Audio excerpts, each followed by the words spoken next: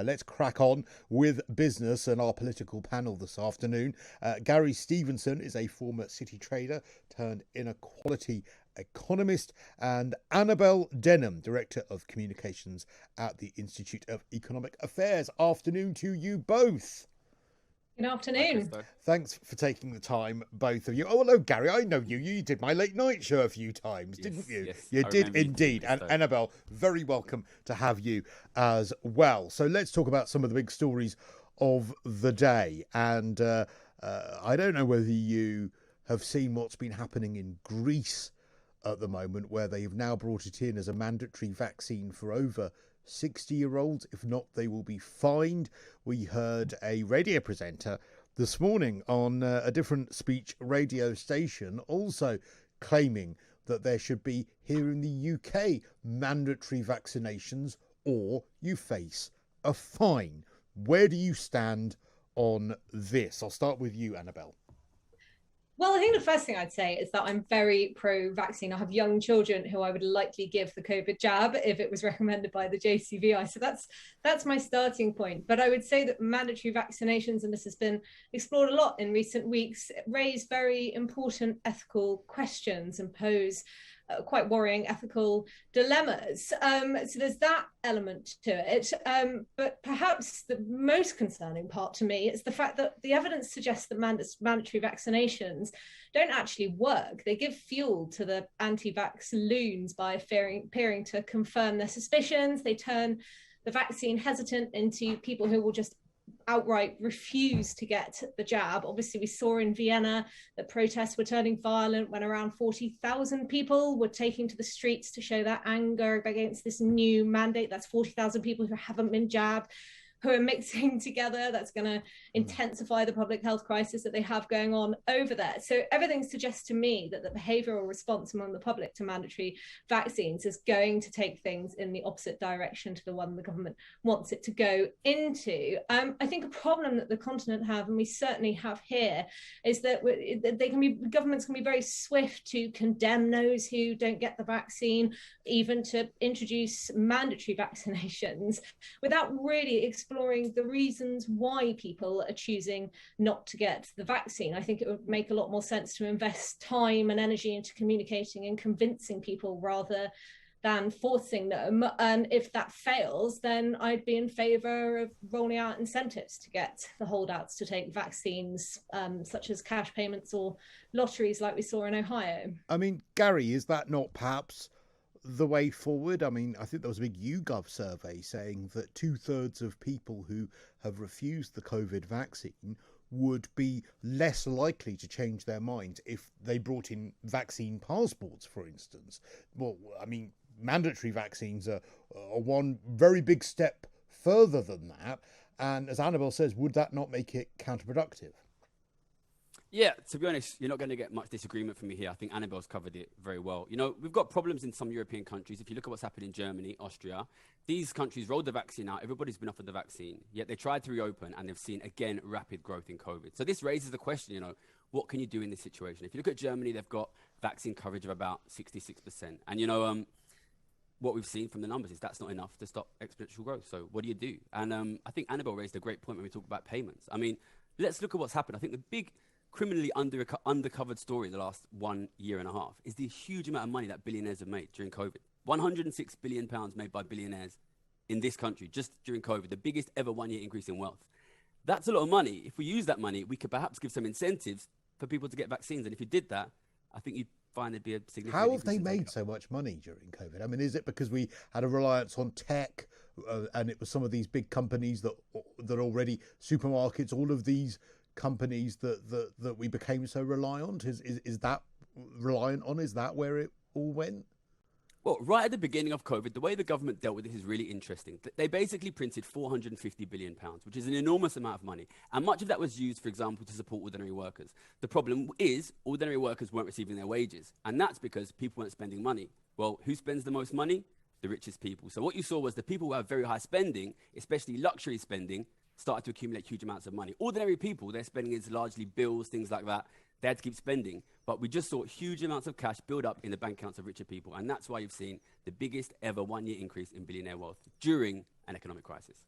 Well, let's talk about where I wish TfL had done a little bit of that wealth juggling, because we're now being threatened here in London. And of course, it may be a London story, but if you're listening and you're a taxpayer, it will be your tax money that will be bailing out TfL, and that's wherever you are here in the UK. But we're now hearing that due to the financial crisis that TfL have found themselves in, Sadiq Khan, who I've never been a fan of, and who is, I believe, actually now holding the government to ransom, because he's saying that he may have to close altogether one of the big tube lines in London, maybe the Bakerloo line, maybe one of the others. I mean, Gary, how has a multi-billion pound entity like TfL found themselves in a situation where they've needed to go to the government, where I think they've been given £4 billion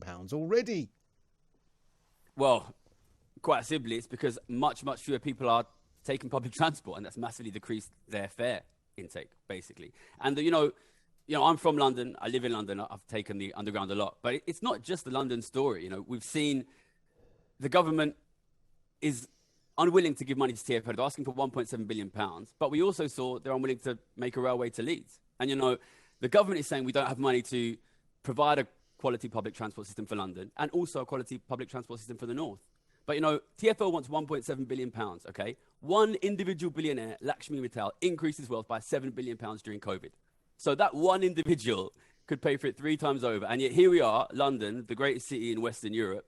We can't afford a public transport system.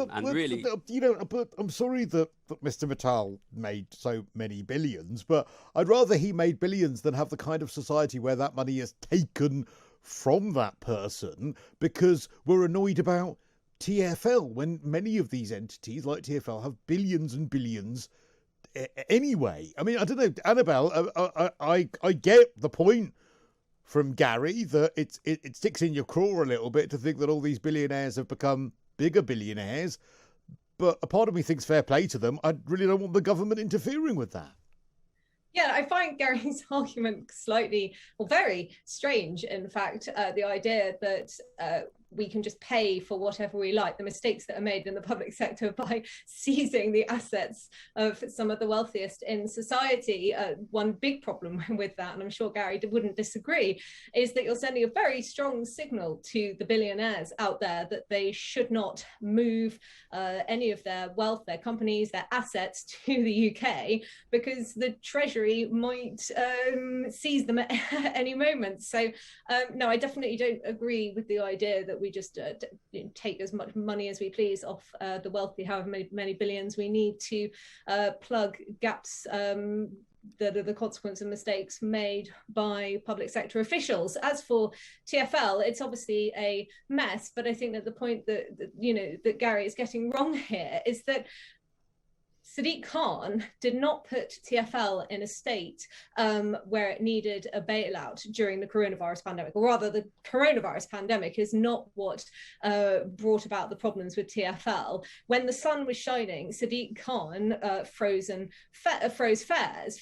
freezing fares like rent controls. It never works. And now we're in a situation where he can't justify the continuation of the Bakerloo line. We've got the Mayor of London, who's been a leading proponent of health and safety, really indulging in mass theatre and having officials and staff. Don't forget the cycle lanes. Don't forget the cycle lanes everywhere. There's cycle lanes everywhere, but he's really not sending a message to people that London is open, that it's welcoming, that it wants tourists. He's not encouraging commuters to take the tube because he's making the experience as unpleasant as it really could possibly have been. In terms of what I think the solutions are, in the short term, he does need to hike fares. If your fares or the income from fares is not covering the cost. So is that preferable to taxpayers across the UK? Because again, I just want to stress this is not a London story. It is a story that affects everyone across the UK, and it's a story as well that may well be mirrored across the UK, as Gary just pointed out, when it comes to us seeing various train services being axed as a result of financial problems. Is the solution not to take taxpayers' money from across the UK? Well, I don't really think it's reasonable to expect often poorer taxpayers to subsidise wealthy commuters who are often wealthier or earning above the national average. I think it would be much better to hike the fares for those who intend to use Transport for London or the railway network. I think we should ditch, as I said before, the mask theatre and make commuting a more... But then you see, we've got the problem again, which again is faced across the UK, that we're all told that we need to be getting on public transport because the world is going to hell in a handcart. If I decide that I'm going to get in my little Volkswagen and go to Sainsbury's rather than getting on the bus, then I may as well go and pour petrol on rainforests and I'm an evil person. Well, none of that's going to happen if across the UK we keep bailing out train firms and various of these organisations by putting up fares. I mean, I don't know, Gary, what do you say to that? Listen, I can't deal with this idea that your only choices are to raise fares or to tax ordinary people. Listen, the average billionaire in this country increased their wealth by £620 million during COVID, okay?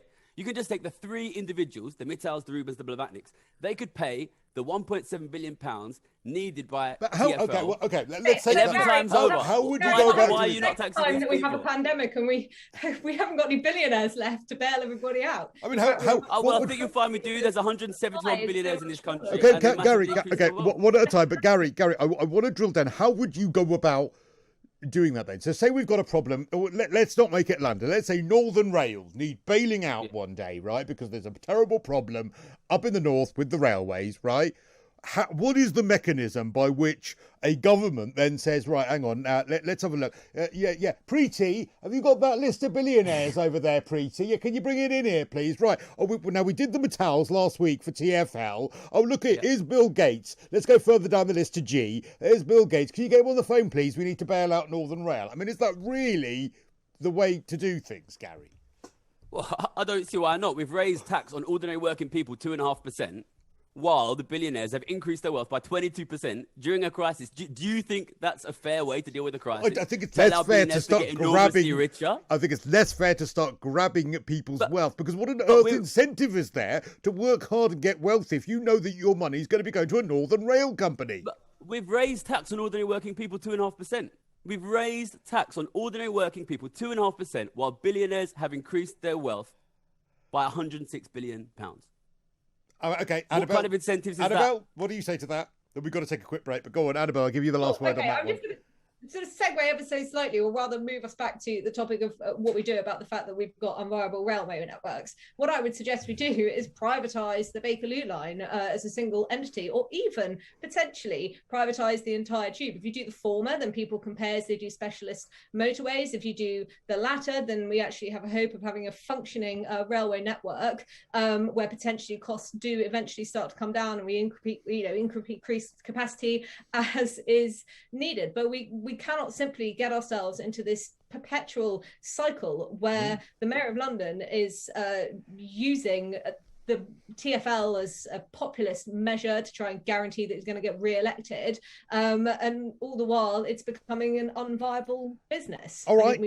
When we come back, we're going to talk a little bit more about sleaze in the government. We'll get some of your calls on air as well, right here on Talk Radio. This is Talk Radio. Across the UK, online, on DAB+, and on the Talk Radio app. Cristo on Talk Radio. Afternoon, it is Drive with me, Cristo, still joined with our political panel, Gary Stevenson, former city trader turned inequality economist, and Annabel Denham, the Director of Communications at the IEA. And here's an economic affair for you, both actually, because a story I think that's really big today is the NHS waiting lists. They could double to 12 million people on that list by 2025 due to the pandemic backlog. Apparently for elective care could be 12 million, and that's according to the National Audit Office. And even the 8 billion additional funds that the government is providing the NHS over the next 3 years to 2025. Apparently that is just not going to be enough. And even in the best case scenario, 7 million people will be waiting for their treatment. Now, what is the solution to this? I mean, Gary, now I know you're going to say ring up one of the Metals. That, you know, if they're writing a cheque for Northern Rail, they could write a cheque for the NHS as well. Am I right in that being your solution, Gary? Well, why are we not taxing these guys? They pay lower rates of tax than ordinary people, and they've increased their wealth 22% during a global crisis, while we've raised taxes on ordinary people 2.5%. You know, Annabel talks about seizing wealth, but we're seizing an extra 2.5% of everybody's wages, including yours, Cristo, and yet we're allowing billionaires to make, on average, £620 million increase each during a crisis. Make these guys contribute. They shouldn't be profiting from a crisis. It's not difficult. Annabel, what do you say to that? Is the NHS working for us, or are we working too hard for the NHS?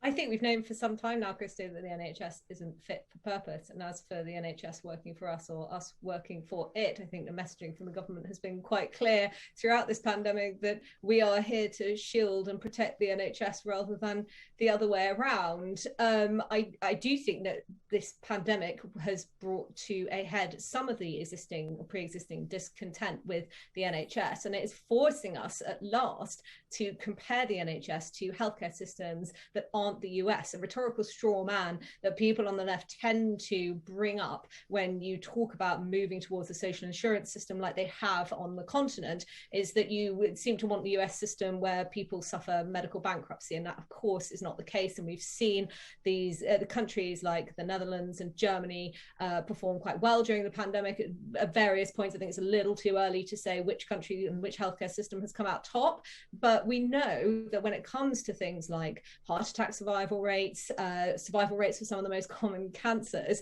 that if you were treated in the Netherlands rather than on the NHS, literally thousands of lives would be saved. And we're very fixated in this country on the idea that the NHS is free at the point of entry, and this illusion or this myth that the UK is unique in having universal healthcare, when it simply isn't true. In European countries which have social healthcare insurance systems, there's still provision for the poorest in society. So what I would like to see, though I don't know how realistic it is, because in some quarters, particularly among politicians, this love and obsession and veneration of the NHS has been entrenched by the pandemic, when arguably it should have gone in the opposite direction. But I'd like to see us move to having more market forces in healthcare. And but Gary, I'm sure would argue, and I don't want to put words into your mouth, Gary, but look, you don't need to worry about any of that if there were people who are spending an absolute fortune on accountants and on loopholes, avoiding paying tax. If they weren't able to do that, you would need to worry about all the things that you're discussing there, Annabel. Well, like I've said before, Cristo, it's just not. I personally think that there's an immoral argument against it, but it's not even feasible or practical to try and seize the wealth of some of the billionaires in our society. For a start, some of the tax increases that I suspect Gary would be in favour of wouldn't affect the ultra super most elite in our society, because they are the ones who would hire the accountants and the lawyers, and the ones who, if push came to shove, would move overseas where the Treasury would have no chance of getting their mitts on their money. It's actually, those who are on middle to higher incomes who would be hardest hit by some of those, arguably hardest hit by some of those measures. And like you said, Cristo, I don't want to live in a society or an economy, all right, or an Gary where wealth creation, because then it's going to hit the poorest in society hardest. He's just taken a glug of water. Go on, Gary, you're ready to go. Go. Listen, the taxes we have put in during this crisis are an increase 2.5% on social insurance. That's everybody's wages. Everybody's wages, an extra 2.5% gone, unless you get your income from being a billionaire, because that kind of income isn't included. How do we make this decision? It's probably something to do with the fact that our Chancellor's father-in-law is a billionaire, perhaps. How can you defend raising taxes specifically on working people and specifically excluding billionaires when working people are struggling from higher rents, higher food prices, higher living costs, and billionaires have seen their biggest ever in all of history 1 year increase in wealth during an economic crisis? You cannot defend that, Annabel. You can't. Well, unlike you, Gary, I'm not interested in playing the man rather than the ball. I'm not saying that the system we have currently is a perfect one, but what I am saying is that I would like to live in an economy and a society that celebrates wealth. All right. Where we grow the pie to as large as it could. All right, Gary, 10 seconds to respond to that. 10 seconds to respond to that, Gary. So would I. And you only grow the pie if you allow working people to keep their wages other than letting it all go to the super rich and the billionaires. All right, we're going to have to call time on that. Otherwise, I fear one of you two might be on a waiting list by the end of that. Really, really good to have you both, though. Very spirited and heated discussion, which is, of course, what we want here on Talk Radio. Gary Stevenson, city trader turned inequality economist. Gary and Annabel Denham as well, Director of Communications at the IEA.